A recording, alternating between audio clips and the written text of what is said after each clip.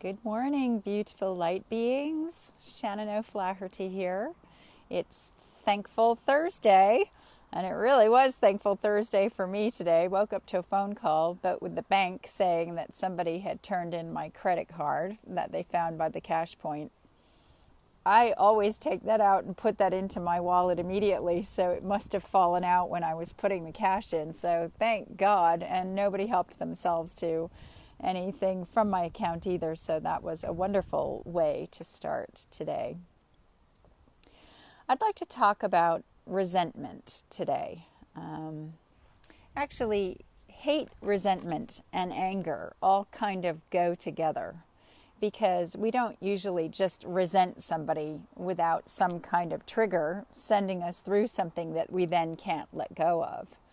But resentment is a really negative thing because when we are resenting someone, we're holding that in our cellular structure. And essentially all we're doing is eating away at ourselves, eating away at our own cells. It's like a fire smoldering. You think that you've put it out, but underneath there's still an ember going. And it's extremely dangerous because that ember could catch a whole forest on fire again. And it's the same thing with resentment. It's like there's something smoldering. And even though we might not be losing any sleep about it, we might not really be thinking about it that much, then when that trigger happens again by whoever or whatever it was that annoyed us in the first place, all of that rage is right there, smoldering away. It's kind of like holding a grudge. So even though you're not consciously holding a grudge when you're resenting, when you're holding a grudge, that's usually more of a conscious thing, I think. Maybe it's not so conscious in some people, then that's even scarier. But when you're resenting somebody, that's holding on to unresolved anger. And where the hate comes into it, because hate is quite a strong word, but we start to hate our mothers when we're about 2. When we're in the terrible 2s, which they don't call that the terrible 2s for anything. So the 2-year-old is saying, "Mommy, mommy, mommy, mommy." And mommy's saying, "Yes, just a minute, just a minute, just a minute, just a minute." Even though she's a great mommy and loves her child, mommy has 1,000 things going on and can't get to the kid right away. So the kid, because they haven't matured yet, says, "I hate you, mommy." And it goes into the cellular structure. And that's okay, because we don't all hate our mothers, but at some deep level, for all of the ways that our parents have failed us, just trying to be the best parents they could be, we have this hate, and we need to clear that. And if we don't clear all of the old wounding from our childhood, even from our infancy, from our whole life of triggers being enhanced by other triggers, by other people around us, by teachers, by friends, then we're never going to get past that place of holding on to old stuff which doesn't serve us in any way. Now, I used to be resentful all the time.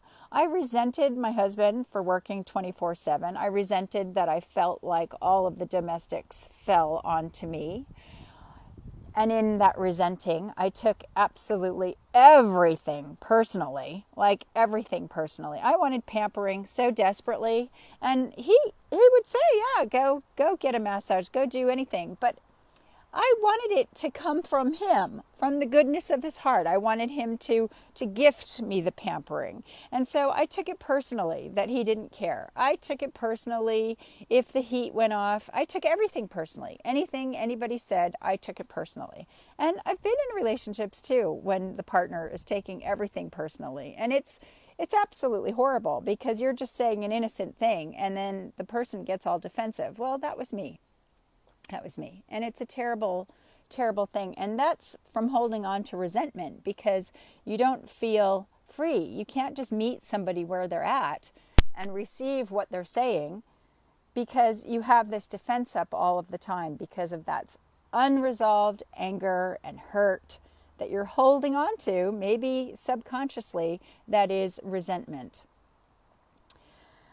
I also resented the hell out of the fact that I had no private time. Well, you tell me one young mother who does. Okay, that's just the reality of young parenthood. Little children, they follow you around. You can't go to the loo by yourself. You can't take a bath by yourself. You can't do anything by yourself because the little kids are trailing in on you. I remember once my kids were past that phase, maybe they were 4 and 6, so they didn't follow me to the bathroom anymore, but I said I would babysit a friend's toddlers. And those toddlers followed me around everywhere. And I was just like, oh my God, did my kids do this? And I thought, yeah, they did. And of course you get through that. And we don't remember all of those stressful moments of being parents, or there'd be no children in the world.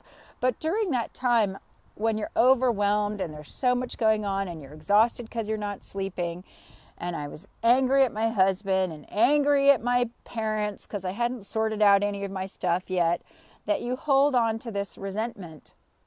And I felt that because I didn't have any private time or any me time, I felt so unimportant. But of course, I couldn't look at it as me not nurturing myself. It came from everybody else. It was everybody else's fault that I was so unimportant. Mainly my husband's fault. My poor husband. He really dealt with me before I got any of my act together.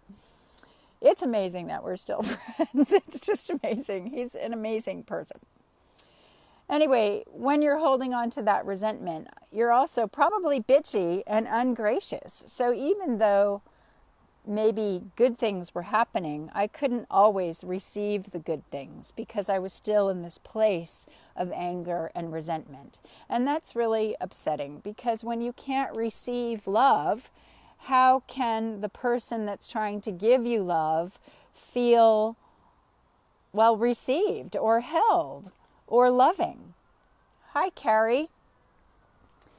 And so then you spiral into a feeling of feeling lost and stuck and hopeless and in overwhelm, and it's just a spiral down, when really you need to get to the roots of the problem and sort out the hate, resentment, and anger at a cellular level.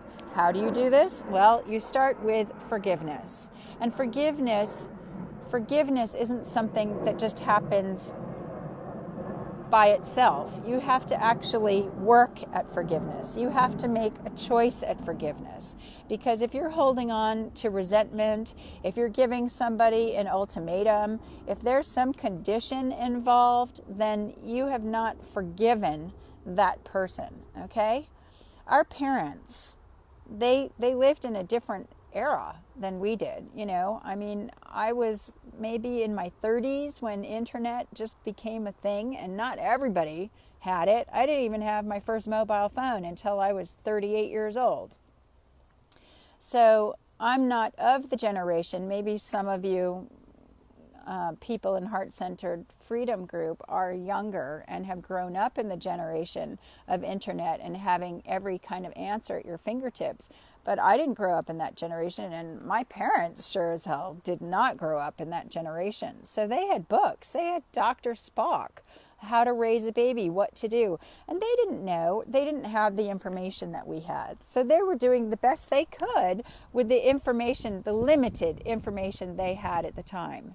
So you can choose to hold on to all of the anger and resentment at your parents for screwing you up in whatever ways they didn't mean to.